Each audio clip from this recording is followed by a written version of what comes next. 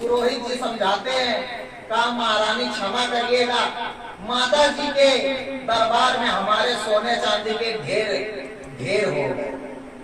ये जो माता जी ने कंगन दिया है, ये काशी में बहुत बड़े भक्त हैं माता जी के, लोग उनको जान से जोड़ते हैं, बड़ा निरादर करते हैं, मगर माता जी ने स्वयं कहा कि वो मेरा परम भक्त है, सच्चा भक्त है।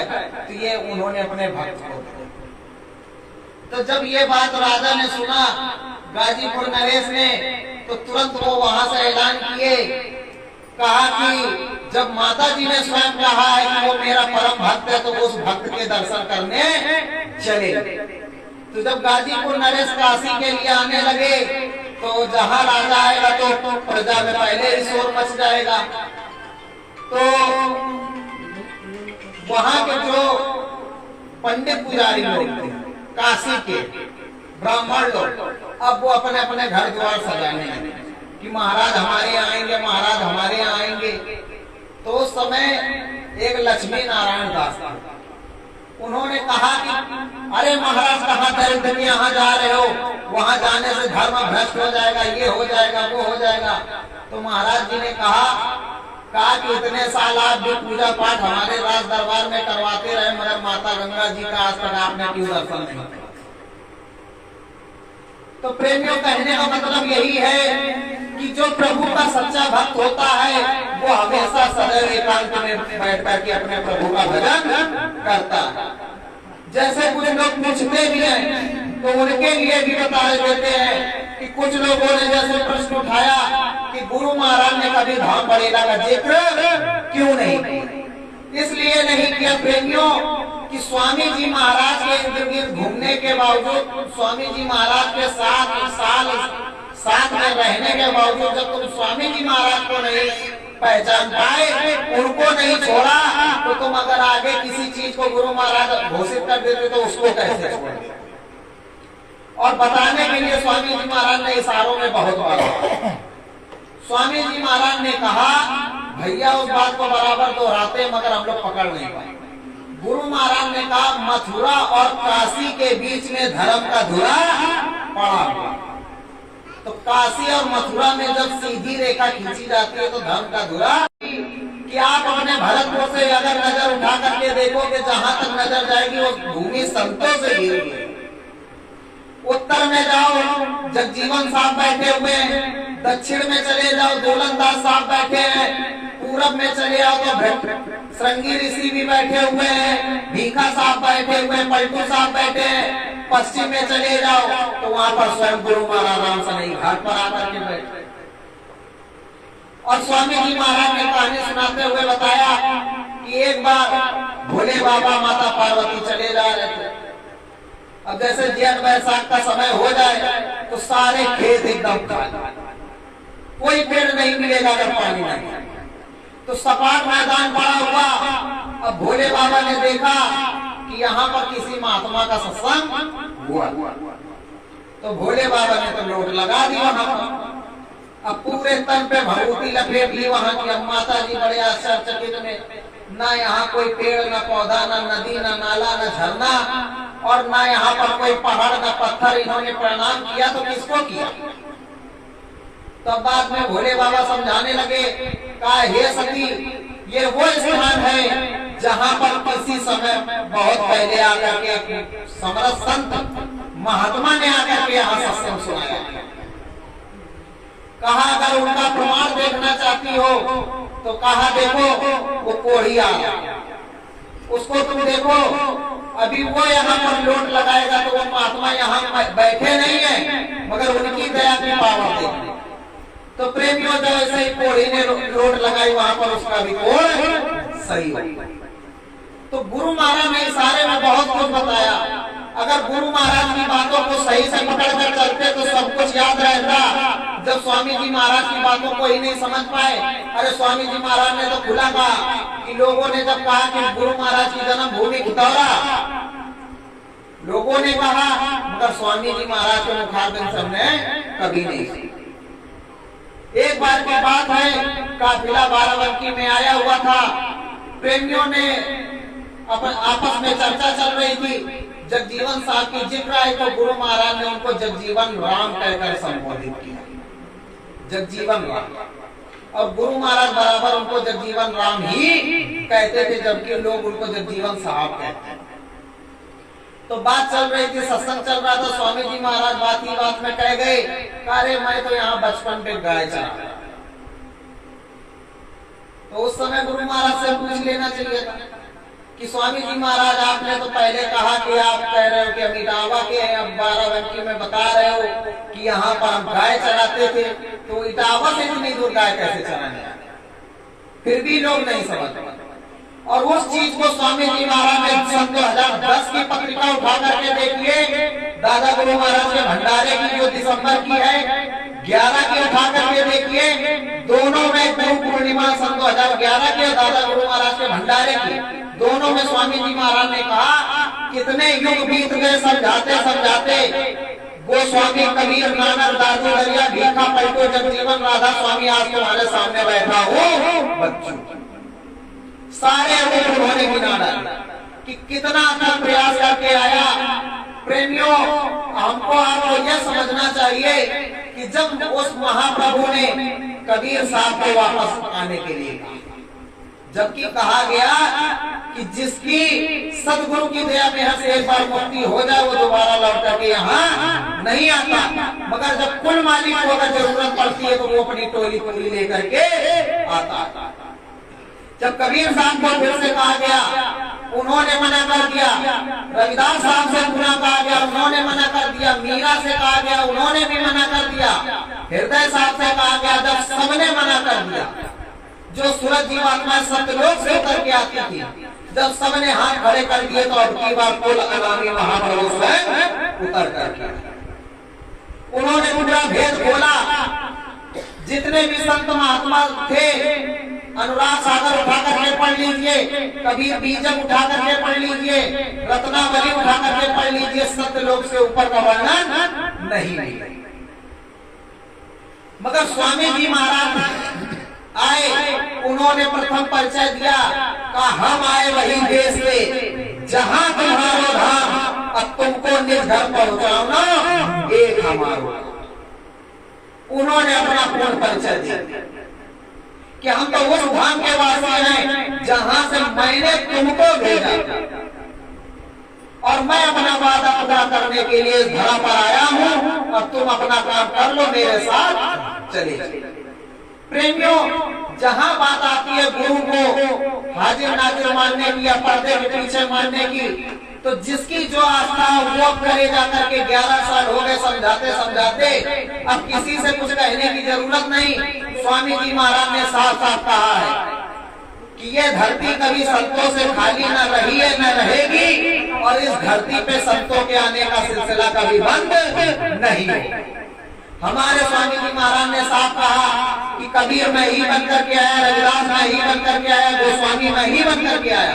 तो आज वो जय गुरुदेव साहब में बैठे हैं, अगर तुम उनको गया में धाम बता दोगे तो कल ना वो किसी न किसी रूप में सामने आकर के बैठे। प्रेमियों, मालिक की दया मेहर से मेहरत रंग ला रही है, उधर दूसरी आंधी भी खड़ी होगी, और वो आंधी इतनी विकराल होगी कि अच्छे अच्छों का धैर्य तोड़े। और सन 2015 की प्रार्थना आज भी याद है, उसकी कुछ लाइन है केवल।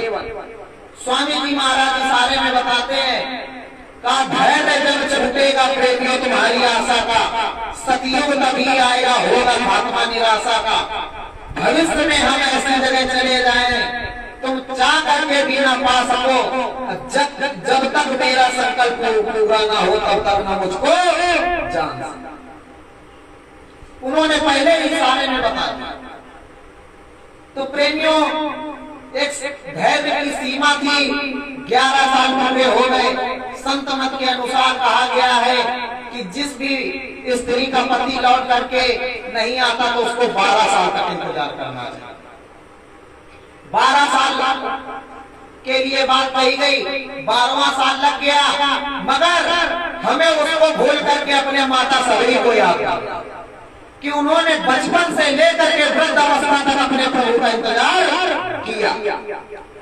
प्रेमियों, क्षमता वहां पर होती जब गुरु महाराज ने कहा नामी के चले जाने के बाद में नाम में पावर खत्म होगा, सीधे गुरु महाराज ने कहा नामी के जाने के बाद में नाम में पावर खत्म हो जाती है, दूसरा महात्मा आएगा अपना नाम जगाएगा, फिर उस नए नाम से काम होगा, पुराने नाम से काम नहीं होगा। पत्रिकाओं में ही होगा, पत्रिकाओं में साफ साफ लिखा है कि आगे जाकर के जब मेरा खेल होगा तब एक महात्मा आएंगे, उनको ऊपर से जो आवाज आएगी उस नाम से काम होगा, मगर अभी तो नाम भी बदलने की जरूरत है। गुरु महाराज ने अपने निज जीवों को नाम ग्रहण करा दिया सतगुरु जय गुरुदेव। एक मोटी बात सोचने की, बाकी और जो संगत बैठी हुई है तो जय गुरुदेव ही तो बोलती है, उनकी मदद करने कौन जाता? स्वामी जी महाराज।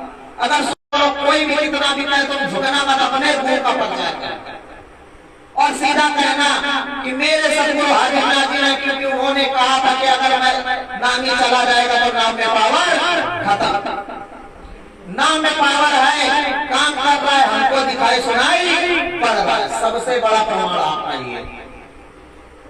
नामी के रहते ही अनुभव होता है, अगर नामी ना हो तो कोई अनुभव करवा नहीं सकता। आगे आने वाले समय के लिए भी गुरु महाराज ने कुछ इशारा किया है, मगर वो जब समय नजदीक आ जाएगा तो भैया उसको खुद इशारा करेंगे। हमको आगे बस यही ध्यान देना है कि एक हमारे संग सारा दिन आप कहीं भी रहो, कोई भी काम करो, 1 घंटा निकाल करके जरूर से जरूर सुमिरन ध्यान भजन करो। और उसमें भी समय यदि नहीं निकल पाता तो स्वामी जी महाराज ने कहा कि तुम जहां हो, जो काम कर रहे हो, अपना काम करते रहो, केवल नाम का भजन करते रहो। यानी शरीर तुम्हारा भले अपने निजी काम में लगा हो, मगर मन हमेशा गुरु के चरणों में रमा। अगर इस तरह की प्रतिक्रिया अपना लोगे, इस क्रिया को अपना लोगे, तो जब शाम को आप लेटने जाओगे, तो गुरु महाराज को प्रणाम करो, मालिक से कहो कि हे मालिक, हमसे जाने अनजाने सारा दिन में जो भी गलतियां भूल चूक हुई हो, मालिक हम उसके गुनाहों की क्षमा मांगते हैं, आप हमको क्षमा करो, दया कर दो। और चाहता है लेट जाओ, सतगुरु जय गुरुदेव बोलते रहो।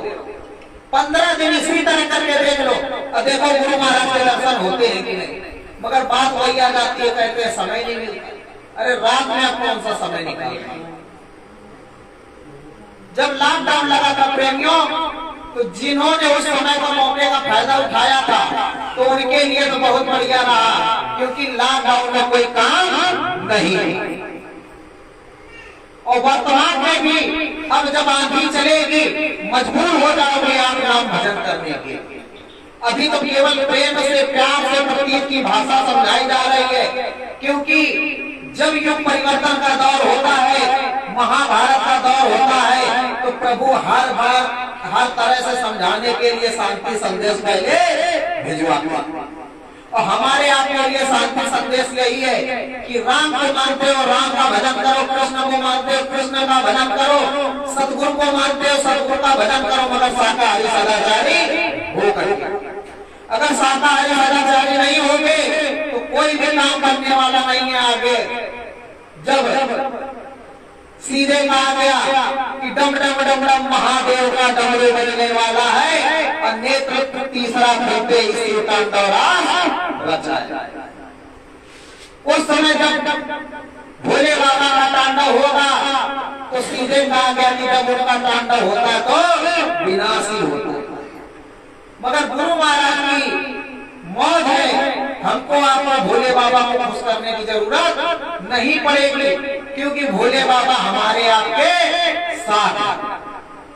जहां सतगुरु बसे काशी में, वही बैठे हैं भोले बाबा। और भोले बाबा को लेकर के गुरु महाराज जब संग संग चल रहे हैं, तो जहां आपके गुरु महाराज वहां भोले बाबा। तो हमें किसी को मनाने की जरूरत नहीं, बस सबका आदर सम्मान करते चलो और नाम भजन करते चलो। प्रेमियों देखो, इशारे की बात में गुरु महाराज ने समझाया था। गुरु महाराज ने कहानी के आधार पर बताया था एक महात्मा जी थे और वो जंगल में बैठ करके भजन किया करते थे।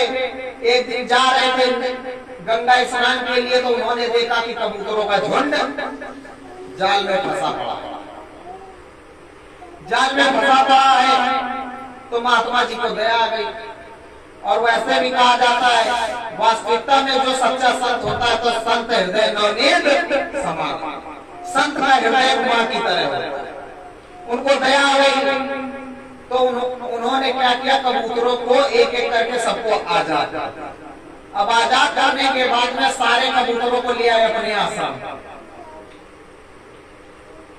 प्रेमियों, बात को समझना, गुरु महाराज ने कहानी सुनाई थी मगर वास्तविकता कहाँ लागू हुई है। उन्होंने सबको अपने आश्रम पे ले आए। आश्रम पे लाने के बाद में केवल एक ही काम होता, जैसे स्वामी महाराज कहते थे बच्चों सुबह शाम भजन कर, उनका भी एक ही काम था, भजन कराना। किस तरह करवाते थे, समझाते थे देखो तुम्हारी प्रवृत्ति इसी तरह है तो क्या करना, जब यहाँ से मैं तुमको भेजूंगा तो देखना तुमको फंसाने के लिए क्या होगा। बहरिया आएगा, जाल बिछाएगा, दाना डालेगा, मगर दाने के लालच में आकर के तुम नहीं फंसा। अब बूढ़े कबूतर को समझा दिया, वो कबूतर ने रखना शुरू कर दिया। बहरिया आएगा, जाल बिछाएगा, दाना डालेगा, मगर दाने के लालच में आकर के हम सब नहीं फंसेंगे। अब पीछे वाले भी बोलने लगे। अब महात्मा जी ने देखा धीरे धीरे 1 महीना बीत गया तो ट्रेनिंग इनकी पूरी हो गई। कहा चलो परीक्षा हो जाए, भेज दिया, कहा जाओ, क्यों ना हो जाता। अब सारे कबूतर चिल्ला रहे, बहरिया आएगा, जाल बिछाएगा, दाना डालेगा, मगर दाने के लालच में आकर के हम सब नहीं फंसेंगे। अब तब तक देखा कि दाना जमीन पर फैला पड़ा। अब एक कबूतर गिरा नहीं कि सब गिर गए। अब जैसे ही गिरे तो जाल पहले से ही पड़ा था, उसी में फिर सब फंस गए। अब फंसे पड़े हैं, फिर भी रटन लग रही है। बहरिया आएगा, जाल बिछाएगा, दाना डालेगा, मगर दाने के लालच में नहीं फंसेगा। अब महात्मा जी को बड़ी चिंता हुई। सुबह से शाम होने को आई, कबूतर गए तो कहाँ गए। फिर वो निकले, देखा कि अरे ये तो सब फंसे पड़े हैं और रटन वही लगी है। बहरिया आएगा, जाल बिछाएगा, दाना डालेगा, मगर दाने के लालच में आकर के हम नहीं फंसेंगे। तो महात्मा जी ने देखा तो उनको आ गई बड़ी गुस्सा। अरे बेवकूफो, अब क्या फंसोगे, अब तो फंसे पड़े। तो वही स्थिति संगत की है कि कहा सनातन धर्म के अनुसार हिंदू कहते हैं हम राम को तो मानते हैं, मगर अगर वास्तविकता देखी जाए तो राम की नहीं मानते। अगर राम की मानते तो शाकाहारी सदाचारी, राम के आदर्शों पर चलते। वही चीज सत्संगियों की भी है कि गुरु महाराज को तो सब मानते, मगर गुरु महाराज की कही कोई। अगर गुरु महाराज की कही हुई हम लोगों ने मान लिया होता, उस समय मौजूदगी में मालिक के वचनों को अमल कर लिया होता, तो प्रेमियों आज हमारे दिन और एक छोटे और आगे का जो गुरु महाराज ने कहा नजारा कुछ और हो। अब गलती थी तो भोगना ही पड़ेगा, मगर मालिक ने हमारे साथ कहा, क्या कहा, जब प्रथम चरण के युग में जब वो समरसन सदगुरु कबीर साहब के रूप में आए, प्रेमियों गुरु की बात को बराबर याद रखना कि उन्होंने हमको क्यों नहीं छोड़ा, नहीं तो हम सब भी कहीं न कहीं पड़े होते। जब साहब लीला पूरी करके जाने लगे कबीर साहब, तो उनके जो शिष्य हुए धर्मदास, तो धर्मदास पूछने लगे कि साहब आपने तो बराबर आने का वादा किया और आपने कहा है कि जब तक इस धरती पर सूरज जीवात्माएं रहेंगी तब तक बराबर संत आते रहेंगे, तो आपने तो जाने की मौज बना ली। तो वो जैसे ही उन्होंने सुना कि धर्मदास ने कहा आपने जाने की मौज बना ली, तो उन्होंने तुरंत कहा घबराइयो मत हंसा, हम फिर आएंगे। बम भोले काशी की नगरी मुक्ति का नाका तामे यज्ञ रचाएंगे। 4 बार 36 जाति घर घर अलग जगाएंगे। अब गुरु नाम का लेकर बाजा घर, गुरु नाम का शब्द ढोल लेकर घर घर बजवाएंगे। अंतिम चरण में कहते हैं पंक्ति में कि आज सने ही जितने जीव वही हमको पहचाने। तो प्रेमियों ये कहा कबीर साहब। और स्वामी जी महाराज ने क्या कहा कि परिवर्तन के समय मात्र मुट्ठी भर चंद लोग ही बचे, मुट्ठी भर। और उधर सामने पहले का कि आज सने ही जितने जीव वही हमको पहचाने। और स्वामी जी महाराज ने 12 के आखिरी समय में उन्होंने कहा कि कबीर से लेकर के राधा स्वामी तक के जीव पड़े।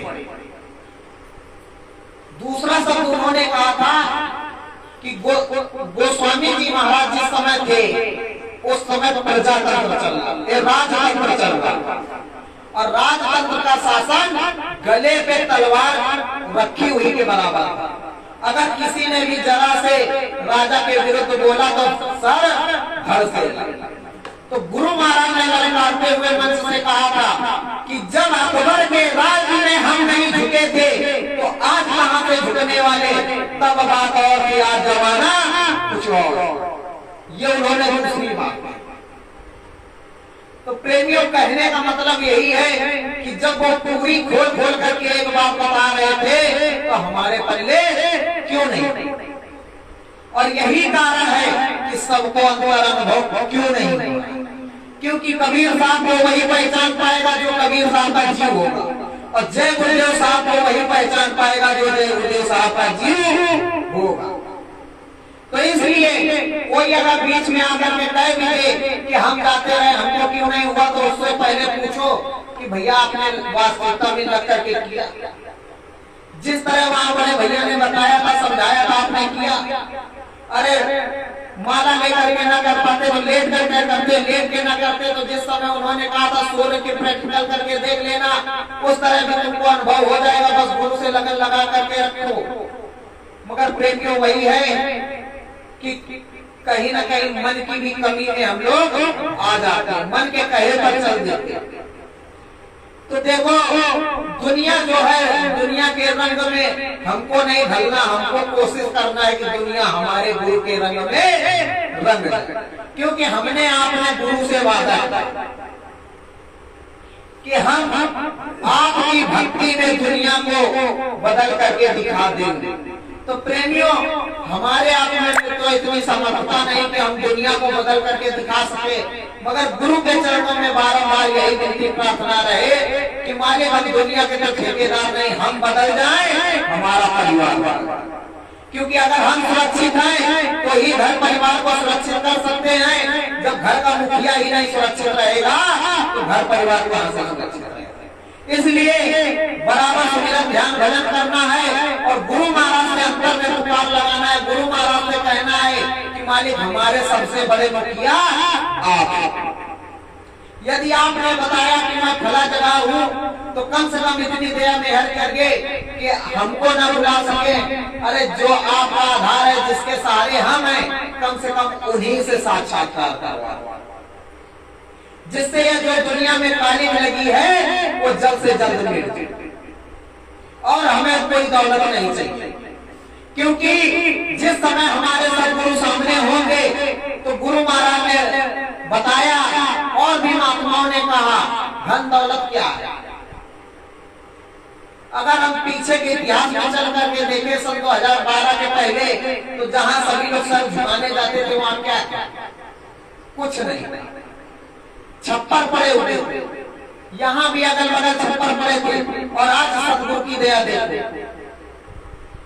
कोई ऐसा घर बचा होगा जहाँ छप्पर, जहाँ एक टाइम खाते थे, मालिक की दया से आज 2 रोटी सुबह शाम मिल गई। तो ये गुरु की दया, गुरु की बरकत। जब आपने मेहनत की, गुरु महाराज से लगन लगाई, गुरु महाराज के लिए आपने कुछ किया, तो स्वामी जी महाराज ने कहा अगर मैं किसी का 1 गिलास पानी पीता हूँ तो तुरंत अदा करवा दूं। तो प्रेमियों ये तो होती है गुरु की दया और हमारी मेहनत का फल। ये तो संसार का नियम चलता ही रहेगा, मगर अब अंदर की कोशिश। और 6, 7, 8 जून जो आ रहा है अभी, तो स्वामी जी महाराज के जन्म दिवस का कार्यक्रम है। तो आप सभी लोगों से विनती प्रार्थना है कि जितने ज्यादा से ज्यादा हो सको उस कार्यक्रम पर पहुंचो, क्योंकि ये हमारे सदगुरु के जन्मदिन का कार्यक्रम है। जब कुछ स्वार्थी लोग अपने मान सम्मान के लिए गुरु को अशब्द कह सकते हैं, उल्टा सीधा बोल सकते हैं, तो ये तो हमारे असली जगत पिता हैं, हरि है, ईश्वर है। तो हम इनके सम्मान के लिए आगे आना चाहिए और अपने गुरु के जन्मोत्सव के कार्यक्रम में बढ़ चढ़ करके हिस्सा लो। और जो लोग ना सको तो अपने गुरु का जन्म दिवस अपने घर पे मनाओगे किस प्रकार? अगर नहीं है घर में कुछ, तो 7 जून को गुरु महाराज को 2 पुष्प चढ़ा करके दीपक जला दे अपने घर पर, और गुरु महाराज के सामने विनती प्रार्थना करके सुमिरन ध्यान भजन कर लेना। और मालिक से ये विनती प्रार्थना करना कि मालिक अभी तो इस तरह हम लोग जन्म दिवस मना रहे हैं, और जितनी जल्दी हो सके हम आपका सामने से भी जन्म दिवस मनाएं। तो गुरु महाराज के चरणों में बराबर विनती प्रार्थना करते रहो और लग करके सुमिरन ध्यान भजन करते रहो। प्रेमियों, भजन में नागा अगर करोगे तो देखो उसके लिए कोई बात नहीं कही जा सकती। डॉक्टर के पास जाओगे तो डॉक्टर अपना कोर्स बता देगा और वो सीधा कहता है अगर 1 दिन का नागा किया तो रोग बढ़ जाएगा, वो साफ बता देगा। और इसी तरह भजन की स्थिति है, अगर लग करके करते रहोगे ये बराबर साथ देगा। गुरु महाराज ने कहा कि अगर शरीर में कोई दिक्कत परेशानी है तो लेट कर लो, बैठ के कर लो, जिस तरह कर सको कर लो, नहीं हो सके तो केवल नाम जप कर, उसमें माफी है। और चलते फिरते शरीर में अगर हीरा हवाले करोगे तो उसकी कोई माफी नहीं है, फिर ये मन तुम्हारा धोखा देगा। सुबह आप करने जाओ, अब कहोगे कि अभी थोड़ा और लेट ले, बाद में 7 बजे उठ के करेंगे। अब 7 बजे तो पता लगा कि दुनिया भर का काम, शाम को बैठने का मन में धोखा दे दिया, कहा भी वो काम पड़ा है कर लेंगे, अब कल से कर, इसी तरह छोड़। तो इस तरह की गलती ना करो, चाहे सुबह करो शाम करो, मगर लग करके करो। भैया ने जो सीधे कहा, गुरु महाराज ने कहा सुमिरन ध्यान भजन के लिए, गुरु महाराज ने कहा सुमिरन 24 घंटे में 1 बार जरूरी, हो सके तो 2 बार। प्रेमियों, 2 बार का कारण ये है कि 1 बार अगर सुमिरन करोगे तो जो इकट्ठा है उसको आप साफ करोगे, और दूसरा जो सुमिरन करोगे यानी सुबह और शाम, तो आगे आने वाले समय के लिए इकट्ठा करना।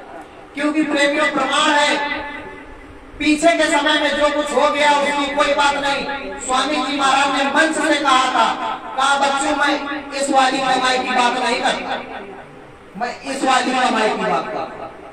तो इतना तो इशारा हम लोग समझ सकते हैं कि वहां रुपया पैसा की क्या होता, जहां स्वयं माया का पति खड़ा हो। तो वही आपको समझा रहा हूं कि 12 के पहले वहां क्या था, कुछ नहीं, चारों तरफ जंगल पड़ा हुआ था। अब जब जहाँ स्वयं सतगुरु विराजमान, सतगुरु की दया मेहर, बताओ हमारा ऐसा सौभाग्य जगा कि गुरु महाराज के दरबार में माथा टेकने को मिला और उस धरती के हमको दर्शन करने का सौभाग्य मिला। अब आगे आने वाले समय में कितनी पीढ़ियां वहां पर जाएंगी, गुरु का दर्शन करेंगी और सतगुरुओं का सत्संग सुनेंगी। सतगुरु का नहीं, सतगुरुओं का, कि पता नहीं वहां पर कितनी पुण्य जीवात्माएं जागृत होंगी जो आगे जाकर के सतगुरु का काम करेंगी। तो हमारी गुरु महाराज से यही प्रेम संबंध है, इसीलिए गुरु महाराज ने हमको आपके चरणों में लगाया कि जब हम आप गुरु महाराज के चरणों में लगे रहेंगे तभी गुरु की जीवात्माएं हमारे आपके घर परिवार में आगे नाम बढ़ाने के लिए आएंगी। वही चीज बड़े भैया ने इशारे में समझाया कि अगर पार हो गए, उस मालिक के दरबार में पहुंच गए, तो क्यों भाई भैया ने कहा कि 3 पीछे 3 आगे, आगे जो आएंगी तो वो इसी तरह आएंगी कि मालिक की दया मेहर उनको प्राप्त होगी और आगे अपने आने वाले समय में जब उनका समय आ जाएगा वो अपना काम करेंगे। सतगुरु जय गुरुदेव, सतगुरु जय गुरुदेव।